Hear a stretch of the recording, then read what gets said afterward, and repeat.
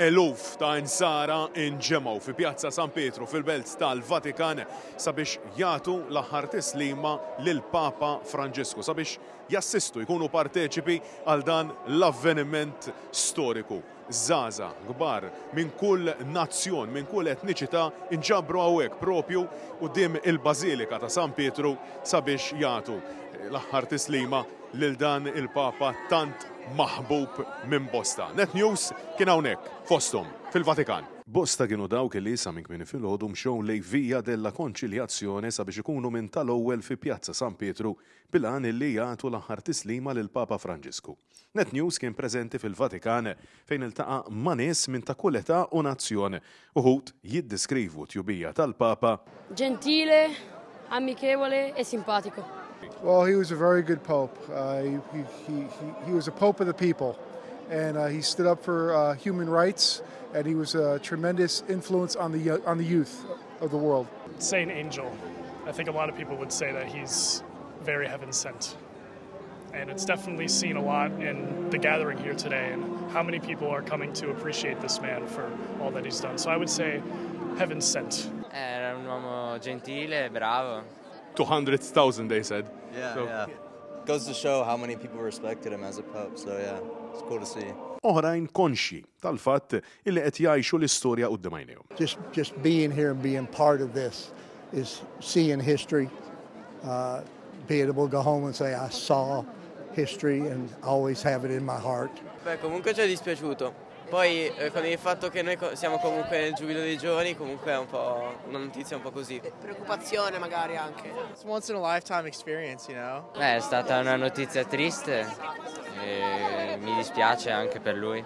No, it's incredible. It's amazing. I was actually at the Easter Mass Saturday and I said, "Oh, it's once in a lifetime to go to Easter Mass as an American." And then I get to go to a second historical event. L-atmosfera tista' tgħid kienet waħda elettrika b'aktar minn 240,000 persuna preżenti, inkluż il-fuq minn 2,000 membru tal-midja. Oħrajn fil-pjazza segwew iċ-ċelebrazzjoni fuq l-iskrin imtella l-okkażjoni waqt li kienu qed jikkumbattu l-elementi tax-xemx u sħana wara t-temp mill-isbaħ li ħareġ. Per salutare dalla Papa Mobile scoperta tutta la grande folla convenuta qui per la messa pasquale.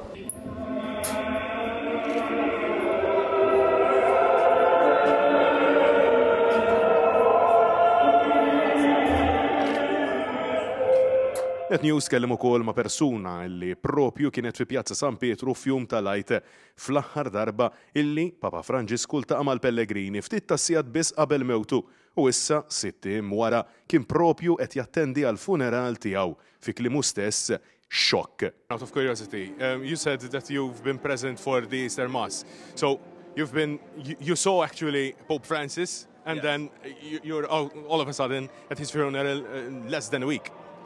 Oh, it's mind-blowing. Yeah, I was completely shocked. It's also extremely saddening. He was a wonderful pope.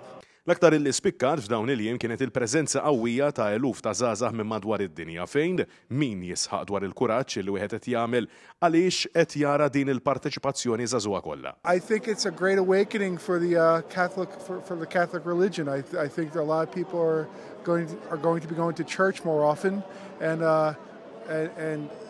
celebrating their religion. It's pretty cool, the amount of people here. I mean, I expected a lot, but seeing the actual amount of people here, it's a crazy thing to see.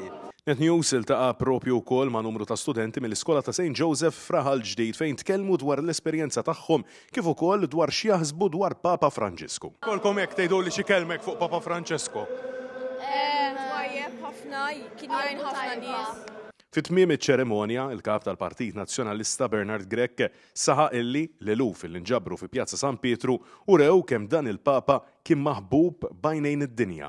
Josservaw lil Vatikan issa illi l-Knisja tinsab f'salib it-toroq. Kien Papa illi ħadem ħafna l-paċi, tkellem fuq il-paċi, però kien qiegħed kuntatt kontinwament ukoll maż-żgħir mal-min forsi m'għandux il-mod kif jimxi l-qudiem. Kien Papa li mexa l-lim il-protokolli li kien joħroġ mill-Vatikan, kultant anki mingħajr ma jinforma lill-gwardjani tiegħu għax rid kontinwament ikun f'kuntatt man-nies.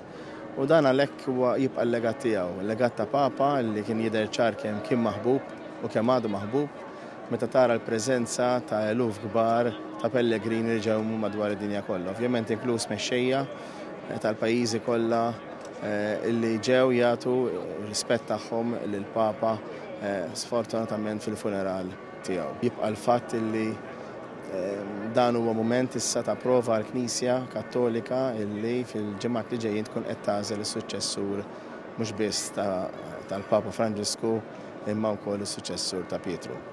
Francesco Catania mill-Belt tal-Vatikan għall-Net News.